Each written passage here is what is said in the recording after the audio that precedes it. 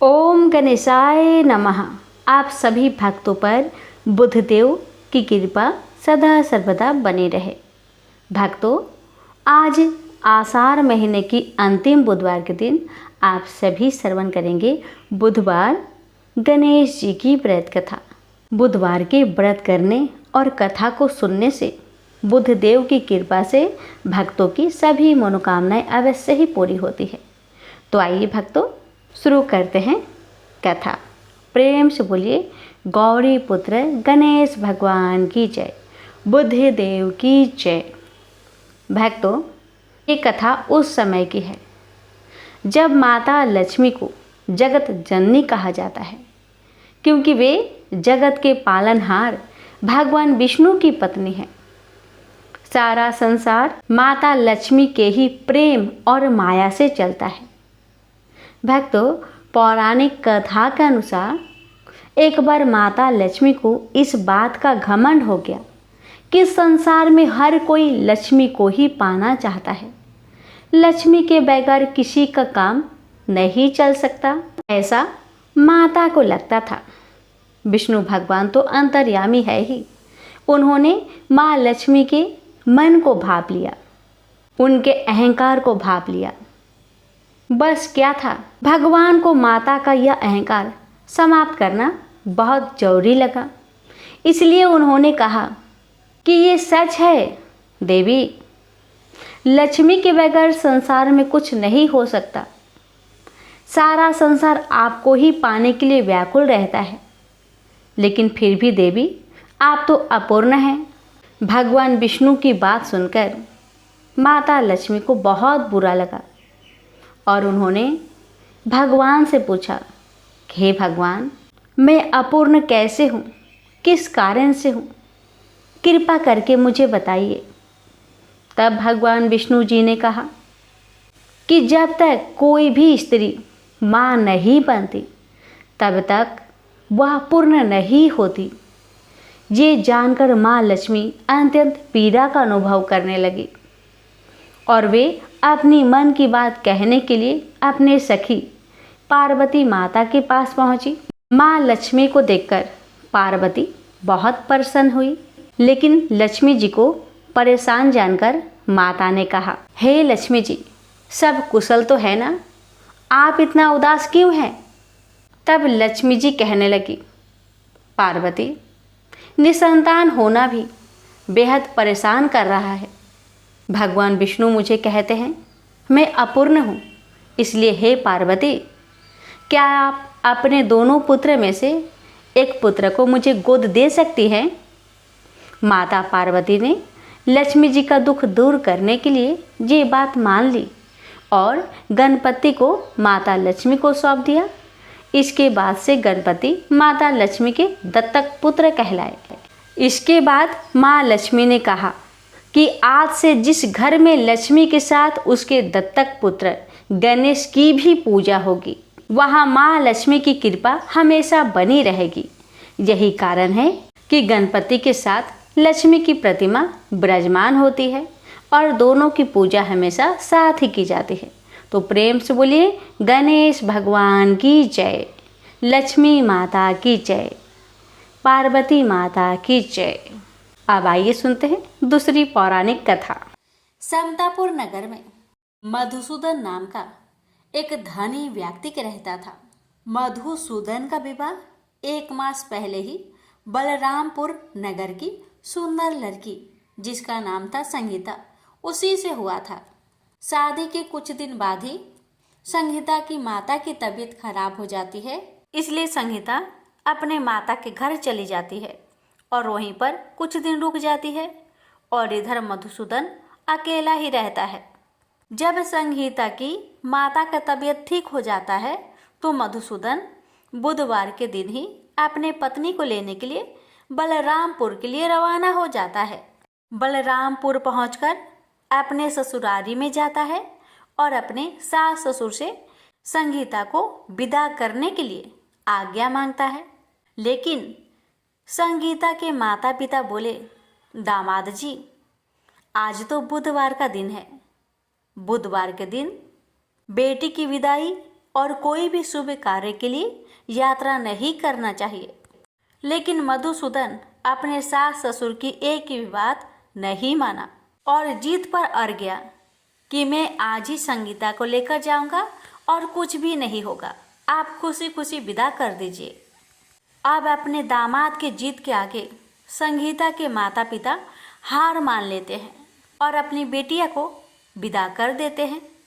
अब मधुसूदन और संगीता दोनों जन बैलगाड़ी से यात्रा प्रारंभ करते हैं। 2 कोस की यात्रा के बाद ही उसकी गाड़ी का एक पहिया टूट गया। वहां से दोनों पैदल ही यात्रा करना शुरू कर देते हैं और पैदल चलते चलते बेचारी संगीता तो थक जाती है और उसे जोर से प्यास लग जाती है। तो वह अपने पति से कहती है, सुनिए जी, मुझे बहुत जोर से प्यास लगी है। तो मधुसूदन कहता है, ठीक है, तुम इस पेड़ की छांव में बैठो, मैं देखता हूँ आसपास में कहीं अगर पानी मिल जाए तो मैं लेकर आता हूँ, तुम यहाँ से कहीं जाना मत। इतना कहकर मधुसूदन पानी ढूंढने के लिए चल दिया। थोड़ी देर इधर उधर ढूंढने के बाद मधुसूदन को कहीं से जल मिल जाता है और वह जल लेकर वापस उसी जगह में आता है जहाँ उसकी पत्नी पेड़ के नीचे छांव में बैठी हुई थी। मगर ये क्या, वह बहुत हैरान हो जाता है क्योंकि उसकी पत्नी के पास उसी की शक्ल का एक आदमी बैठा हुआ था और संगीता उस आदमी की दी हुई पानी को पी रही थी। ये देखकर मधुसूदन चौंक गया। जब संगीता का नजर दूसरे मधुसूदन पर पड़ा तो बेचारी वो भी हैरान रह गई और दोनों में से असली मधुसूदन कौन है बेचारी अंतर न कर पाई। अब मधुसूदन को बहुत क्रोध आया और क्रोध में उसने उस व्यक्ति से पूछा, तुम कौन हो और मेरी पत्नी के पास क्यों बैठे हो? मधुसूदन की बात सुनकर उस व्यक्ति ने कहा, अरे भाई, यह मेरी पत्नी संगीता है, मैं अपनी पत्नी को ससुराल से विदा कराकर लाया हूँ, लेकिन तुम कौन हो जो मुझसे ऐसे प्रश्न कर रहे हो? उस व्यक्ति की बातें सुनकर मधुसूदन भड़क उठा और कहने लगा कि तुम जरूर कोई चोर या ठग हो। यह मेरी पत्नी संगीता है, मैं इसे पेड़ के नीचे बैठाकर जल की खोज में गया था। इस पर उस व्यक्ति ने कहा, अरे भाई, झूठ तो तुम बोल रहे हो, संगीता को प्यास लगने पर जल लेने मैं गया था, मैंने तो जल लाकर अपनी पत्नी को पिला भी दिया। अब तुम चुपचाप यहाँ से चलते बनो, नहीं तो किसी सिपाही को बुलाकर तुम्हें पकड़वा दूंगा। दोनों एक दूसरे से लड़ने लगे। उन्हें लड़ते देख बहुत से लोग वहां इकट्ठे हो गए। नगर के कुछ सिपाही भी वहां आ गए। सिपाही उन दोनों को पकड़कर राजा के पास ले गए और सारी कहानी राजा को सुना दी। राजा ने भी कोई निर्णय नहीं कर पाया। संगीता भी उन दोनों में से अपने वास्तविक पति को नहीं पहचान पा रही थी।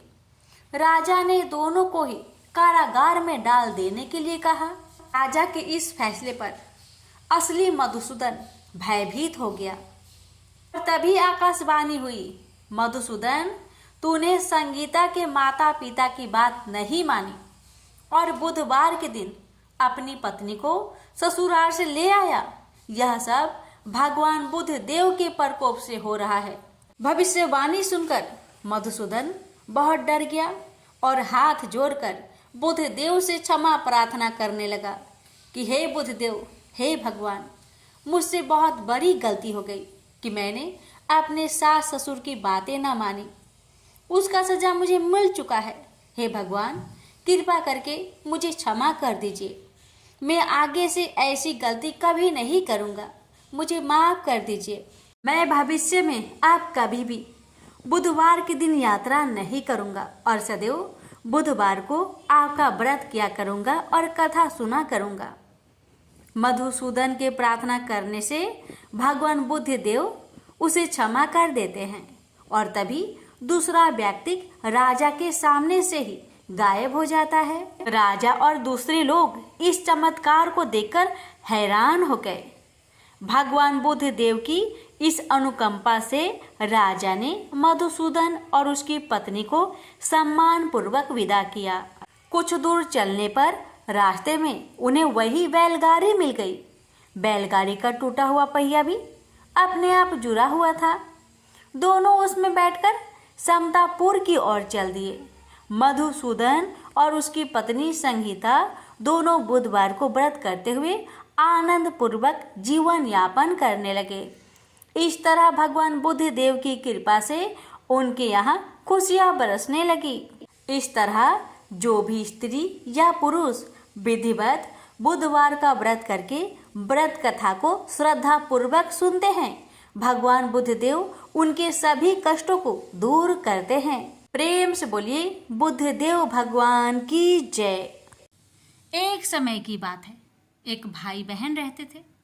बहन का नियम था कि वह अपने भाई का चेहरा देख के ही खाना खाती थी।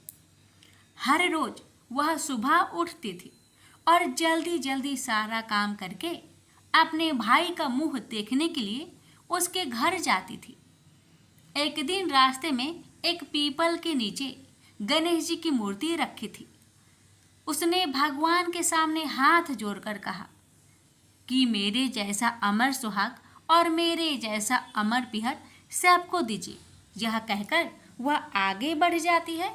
जंगल के झाड़ियों के कांटे उसके पैरों में चुभा करते जाते थे। एक दिन भाई के घर बहन पहुंची और भाई का मुख देखकर बैठ गई तो भाभी ने पूछा, पैरों में क्या हो गया है? यह सुनकर उसने भाभी को जवाब दिया कि रास्ते में जंगल के झाड़ियों के गिरे हुए कांटे पाँव में चुभ गए हैं।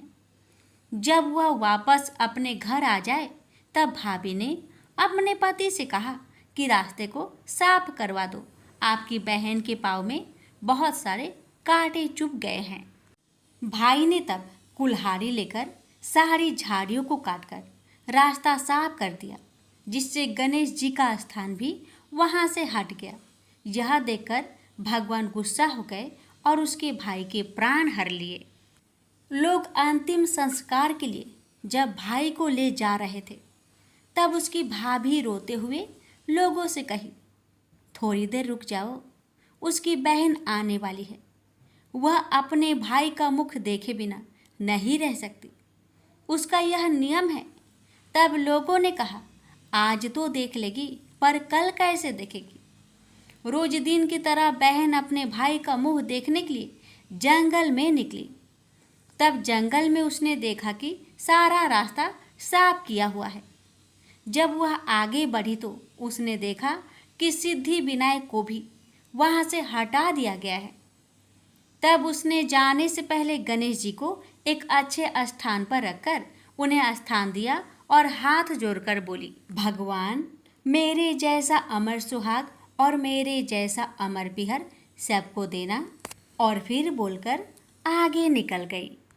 भगवान तब सोचने लगे, अगर इसकी नहीं सुनी तो हमें कौन मानेगा, हमें कौन पूजेगा? तब सिद्धि विनायक ने उसे आवाज़ दी, बेटी इस खेजड़ी की 7 पत्तियां लेकर जा और उसे कच्चे दूध में घोलकर भाई के ऊपर छींटा मार देना, वह उठकर बैठ जाएगा। यह सुनकर जब बहन पीछे मुड़ी तो वहाँ कोई नहीं था। फिर वह यह सोचने लगी कि ठीक है, जैसा सुना वैसा कर लेती हूँ।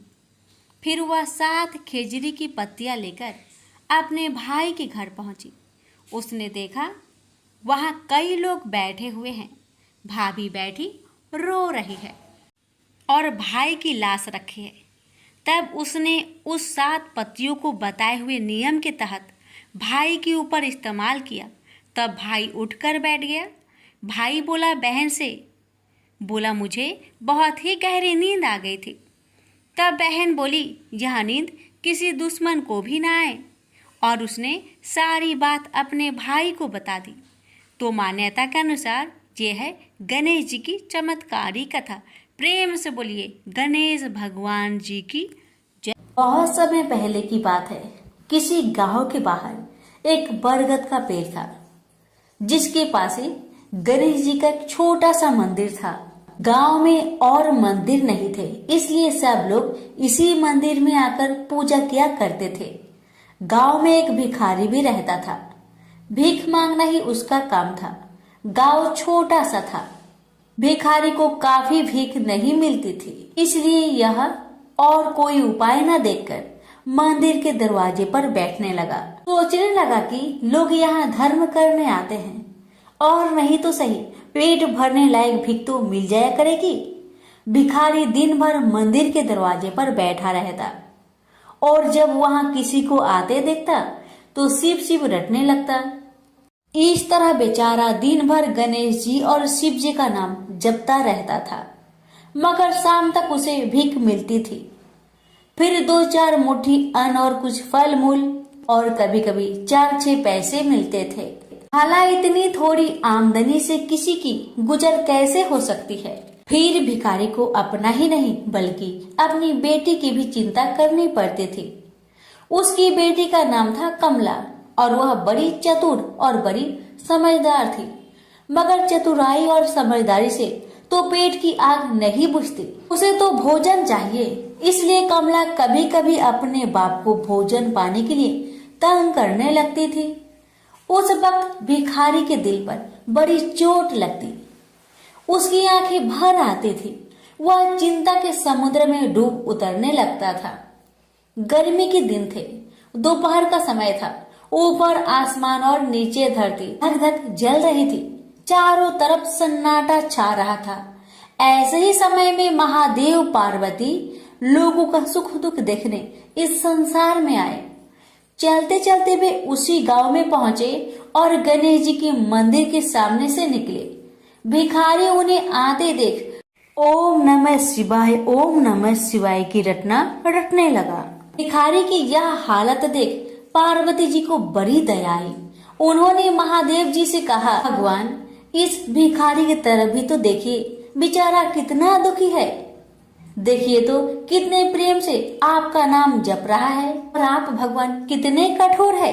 आपको क्या इस भिखारी पर दया नहीं आई? मैंने सुना था कि लोग बड़े पापी हो गए हैं, वो देवताओं का पूजा नहीं करते, मगर नहीं, आज मुझे मालूम हुआ कि इसमें उनका कोई अपराध नहीं, सब तो देवताओं का अपराध ही है। आप इसी भिखारी को ले लीजिए। बेचारा को आपका नाम लेते लेते बरसों बीत गए, इतने पर भी अभागा पेट भर भोजन तक नहीं पाता।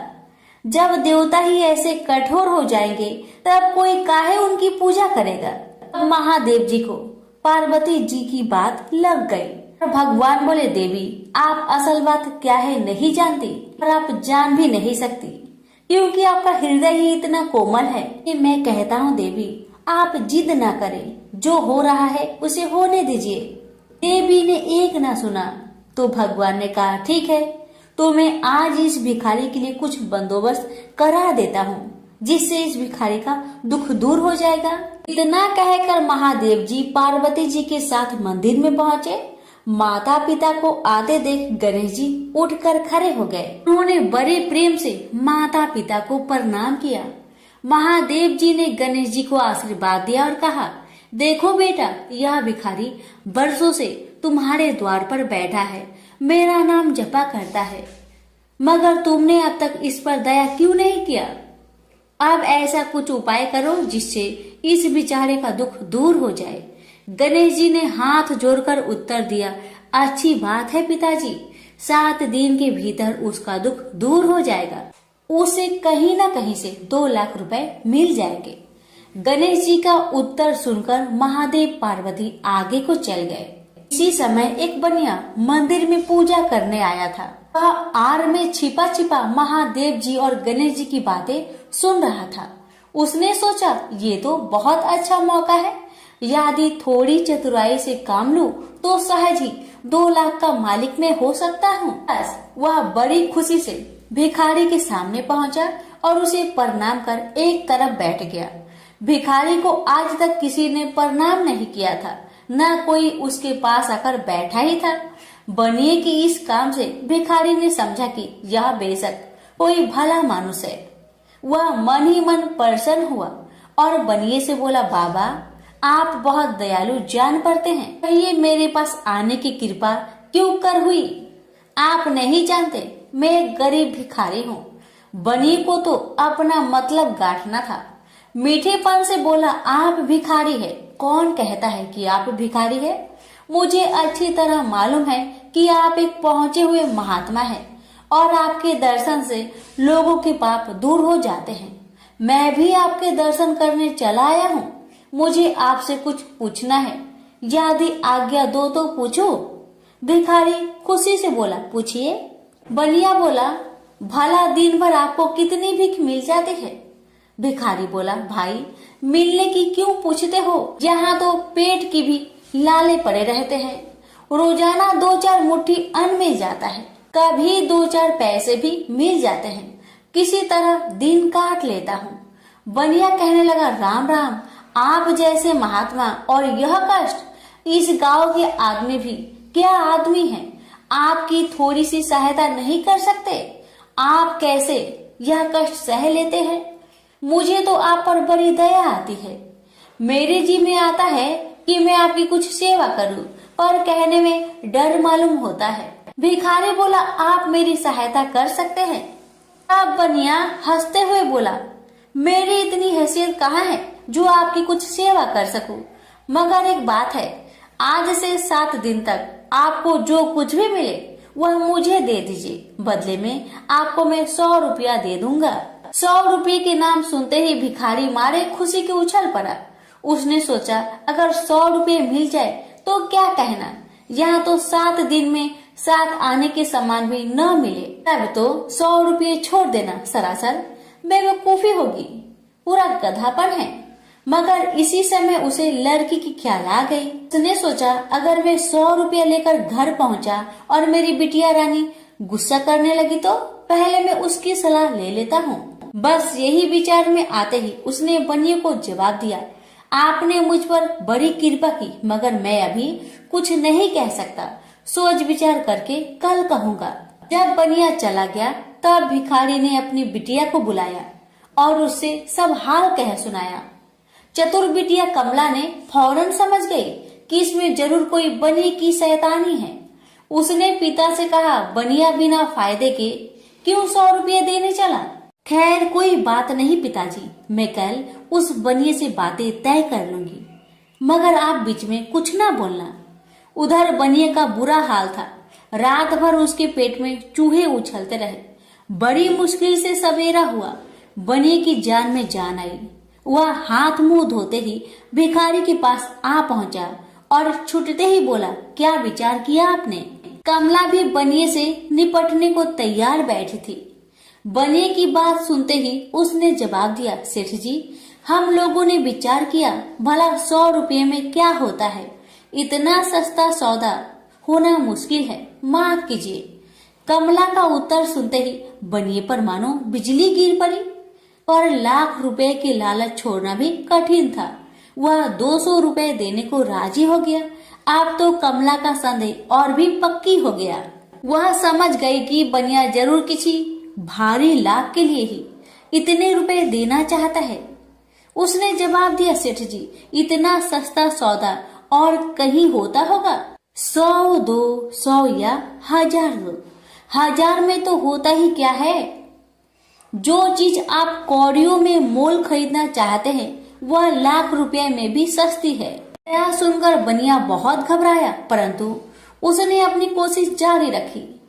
मारे लोभ के वह अंधा हो रहा था। उसको लोभ का भूत सवार हो गया था। उसने 100 दो, 100 से बढ़कर अंत में 50,000 लगा दिए। अब कमला ने सोचा, इतने रुपए थोड़े नहीं होते। अब बिटिया कमला ने सोचा, इतने बड़े रकम को छोड़ना ठीक नहीं है।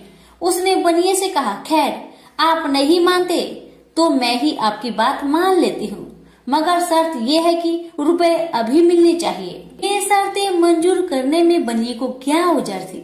वह खुशी खुशी घर लौटा। उसने सोचा 50,000 रुपए देकर 1 लाख लेना कुछ बुरा नहीं है। 2 लाख न सही 1.5 लाख मालिक तो बन ही जाऊंगा।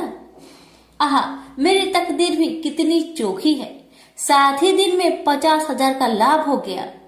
उसने घर आते ही भिखारी के पास 50,000 रुपए भेज दिए। अब बनिया हर रोज भिखारी के पास आता और उसकी दिन भर की भीख घर ले आता। इस तरह 6 दिन बीत गए। अब तो बनिए को बड़ी फिक्र हुई। 7वें दिन वह फिर गणेश जी के मंदिर में पहुंचा। उसने देखा कि आज फिर महादेव पार्वती मंदिर में पधारे हैं। बस वह दीवार से कान सटा उनकी बातें सुनने लगा। मगर यह क्या, उसका कान दीवार में चिपक गया। उसने कान छुड़ाने की बहुत कोशिश की पर कान टसमस न हुआ। तब वह दाहिने हाथ की सहायता से कान छुड़ाने लगा। इतने में हाथ भी दीवार में चिपक गया।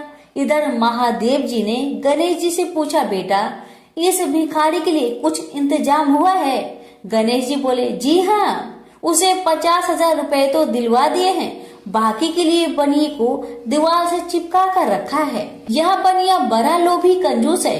इसने गरीबों से एक एक के 4-4 वसूल कर अपना घर बनाया है। रुपए वसूल करने में इसने गरीबी पर दया नहीं की। उनके बच्चे भूखे मरते रहे पर इसने 4 रुपए वसूल करके भी संतोष नहीं किया। इस तरह इसने 1 लाख रुपए से अपनी तिजोरी भर ली है। गरीबों के माल से यह सुख नहीं उठा सकता। अब जब तक यह भिखारी को बाकी 50,000 रुपए न देगा तब तक दीवार से चिपका रहेगा। गणेश जी की बातें सुनकर बनिए ने अपना माथा को पीट लिया। इसकी आंखें में आंसू बरसने लगे। जब उसने घर से 50,000 रुपए मंगवाया और भिखारी को दे दिए तब कहीं दीवार से उसका पीछा छूटा। से बोलिए गणेश भगवान की जय, उमापति शंकर भगवान की जय। बात उस समय की है जब परशुराम ने अपनी प्रतिज्ञा के अनुसार पृथ्वी को क्षत्रियों से रहित कर दिया था।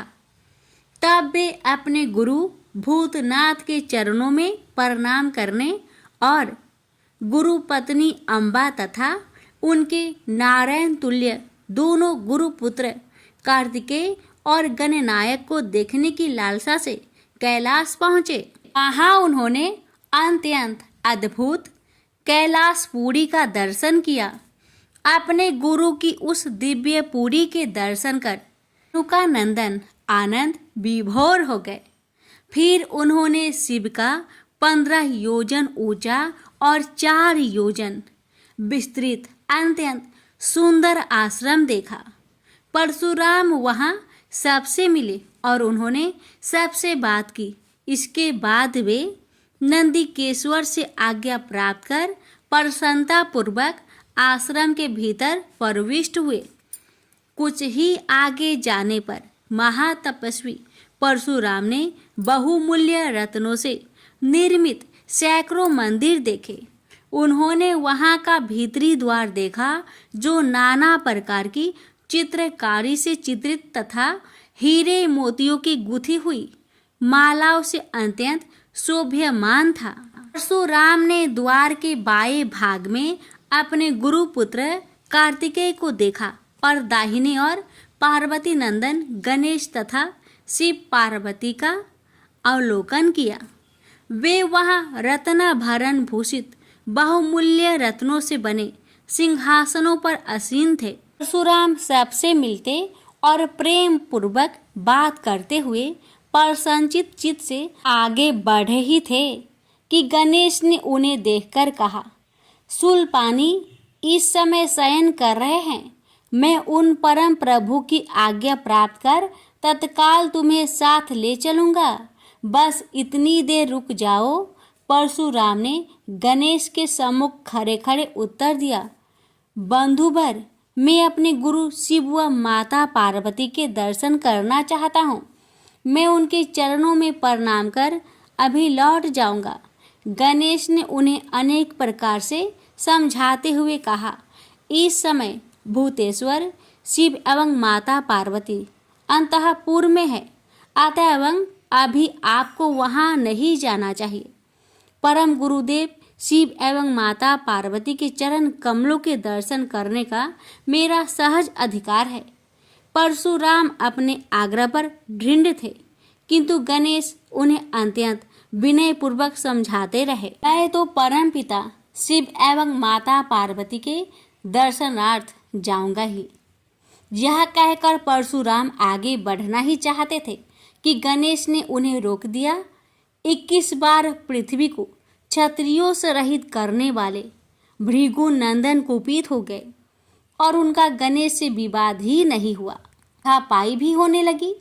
कुमार कार्तिकेय ने उन्हें समझाने का प्रयास किया, किंतु क्रोध परशुराम ने उन्हें धक्का दे दिया, जिससे वह गिर गए।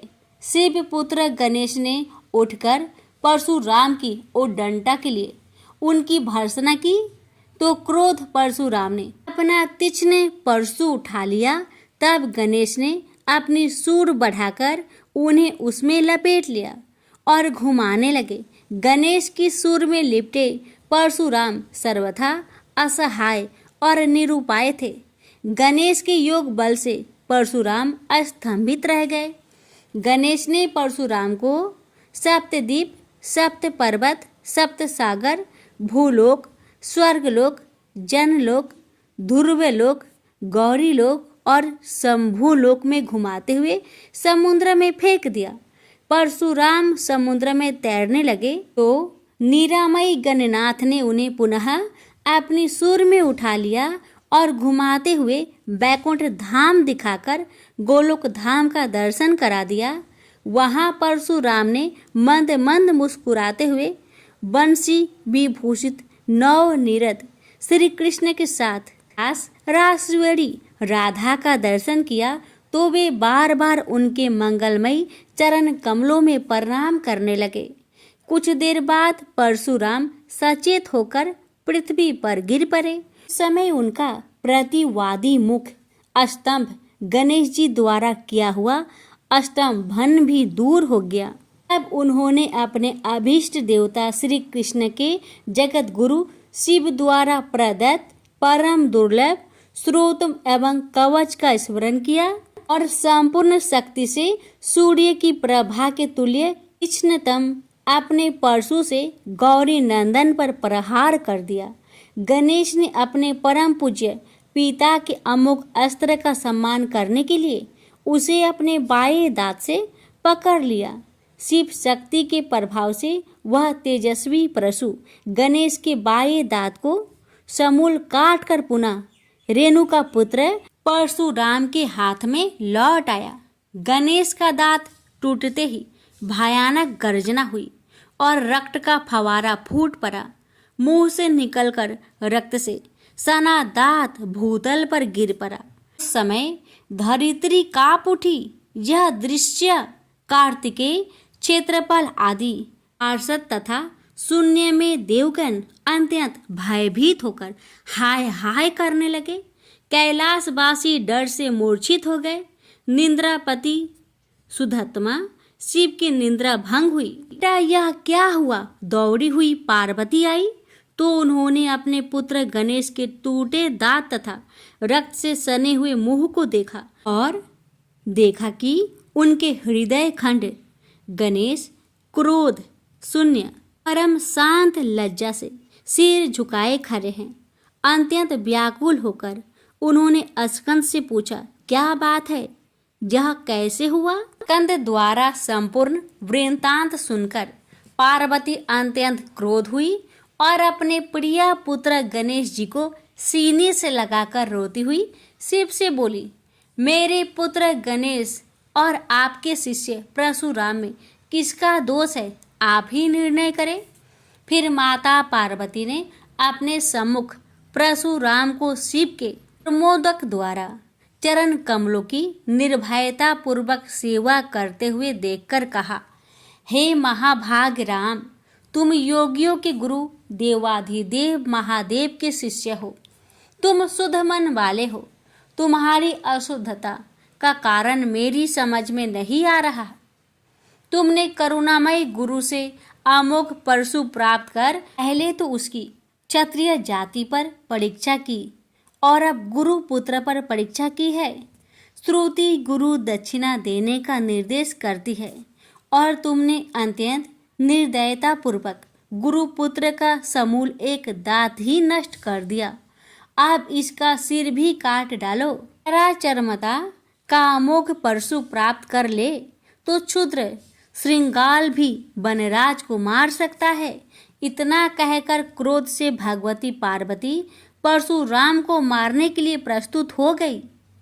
भयवश परशुराम ने मन ही मन करुणा सागर गुरु को प्रणाम कर अपने इष्ट देव गोलोकनाथ श्री कृष्ण का स्मरण किया। तभी पार्वती ने अपने सम्मुख एक बौने ब्राह्मण बालक को देखा। उस पर तेजस्वी ब्राह्मण बालक को देखकर आतुरता से भगवान शंकर ने भक्ति पूर्वक मस्तक झुकाकर प्रणाम किया। उसके बाद माता पार्वती ने भी उसे प्रणाम किया। परम तेजस्वी ब्राह्मण बालक ने शिव एवं पार्वती को शुभ आशीर्वाद प्रदान किया। यह दृश्य देखकर कैलाशवासी बालक बालिकाएं भयभीत एवं चकित हो गए। फिर भगवान शंकर ने उनका पूजन किया। वे वामन भगवान रत्न सिंहासन पर विराजमान थे। उनका उत्कृष्ट तेज सर्वत्र फैल रहा था। भगवान शंकर ने मधुर शब्दों में कहा, आज मेरा परम सौभाग्य है जो आपने कृपा पूर्वक मेरे यहाँ पधार कर मुझे सेवा का अवसर प्रदान किया है। आशुतोष शिव की मधुर वाणी से प्रसन्न होकर ब्राह्मण बाल रूपी स्वयं श्री हरि ने गंभीर स्वर में कहा, आप लोग की वर्तमान स्थिति जानकर मैं श्वेत द्वीप से आ रहा हूँ। मेरे भक्तों का कभी अमंगल नहीं होता। मेरा सहस्त्र सार उनके रक्षार्थ प्रतिक्षण प्रस्तुत रहता है, किंतु गुरु के रुष्ट होने पर मैं विवश हो जाता हूँ। गुरु की अवहेलना बलवती होती है। विद्या और मंत्र प्रदान करने वाला गुरु अभिष्ट देव से 100 गुना श्रेष्ठ है। गुरु से बढ़कर कोई देवता नहीं है, पार्वती से बढ़कर कोई पतिव्रता नहीं है तथा गणेश से उत्तम कोई जितेंद्रिय नहीं है। भृगु नंदन ने गुरु पत्नी एवं गुरु पुत्र की अवहेलना कर दी है। उसी का मार्जन करने के लिए मैं यहाँ उपस्थित हुआ हूँ। श्री हरि ने भगवान शंकर के बाद भगवती पार्वती से कहा, तुम जग जननी हो। तुम्हारे लिए गणेश, कार्तिकेय और परशुराम भी पुत्र तुल्य है। इन परशुराम ने स्नेह के प्रति शिव और तुम्हारे मन में भेद नहीं है। अतः एवं जो उचित समझो करो। देव बड़ा प्रबल होता है। बालकों का यह विवाद तो देव दोष से ही घटित हुआ है। तुम्हारे इस प्रिय पुत्र का एक दंत नाम वेदों में प्रसिद्ध है।